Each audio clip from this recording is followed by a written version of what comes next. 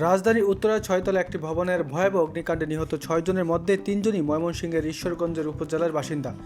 একই পরিবারের ৩ সদস্যের মর্মান্তিক মৃত্যুতে ঈশ্বরগঞ্জ সদর ইউনিয়নের গ্রাম জুড়ে নেমে এসেছে শোকের ছায়া। তাদের ৩ জনকেই পাশাপাশি দাফন করা হয়েছে। নিহতরা হলেন ঈশ্বরগঞ্জ সদর ইউনিয়নের হাফিজ উদ্দিনের ছেলে হারিস উদ্দিন, তার ছেলে রায়হাব চৌধুরী এবং ছোট ভাই শহীদুল ইসলামের মেয়ে রোদেল আক্তার। তাদের মৃত্যুর খবর ছড়িয়ে পড়লে এলাকায় শোক ও আজহারি পরিবেশ তৈরি হয়। স্থানীয়রা জানান, কাজের সন্ধানে ১৯৯৪ সালে হারিস উদ্দিন ও শহীদুল ইসলাম ঢাকায় যান।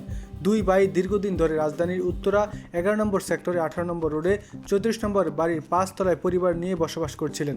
তারা উত্তরা জমজম এলাকায় ফলের ব্যবসা করতেন। শুক্রবার ১৬ জানুয়ারি সকালে উত্তরায় ওই বাসায় অগ্নিকাণ্ডের ঘটনা ঘটে। আগুনের ধোঁয়ায় শ্বাসরুদ্ধ হয়ে হারিস উদ্দিন, তার ছেলে রাহাব ও ভাতিজি রোদেল আক্তার মৃত্যু হয়। রাহাব ছিলেন উচ্চ মাধ্যমিক শিক্ষার্থী এবং রোদেল অষ্টম শ্রেণীতে পড়তেন। বাদ জুমা উত্তরা নিহতদের প্রথম জানাজা অনুষ্ঠিত হয়।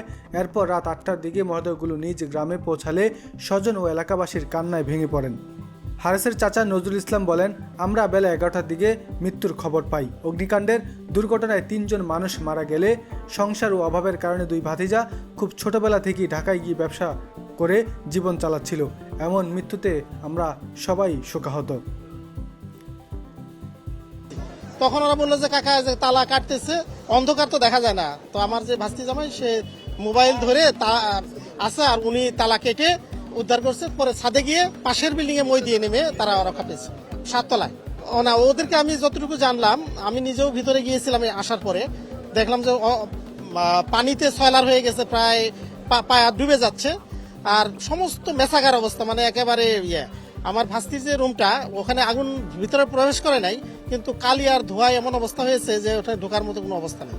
ভয়ঙ্কর অবস্থা, মানে দেখলে আপনারা যদি ভিতরে যেতে পারেন দেখবেন ওদের বর্ণনা অনুযায়ী, এবং ওদের কাছে যে ভিডিও দেখলাম পরে, ভয়ঙ্কর অবস্থা পড়ে আছে। পরে ওরা সকালে আবার আগুন নেভার পর আবার যে তালা লাগায় নিচে নেমে আসছে আমার ভাস্তি জামাই।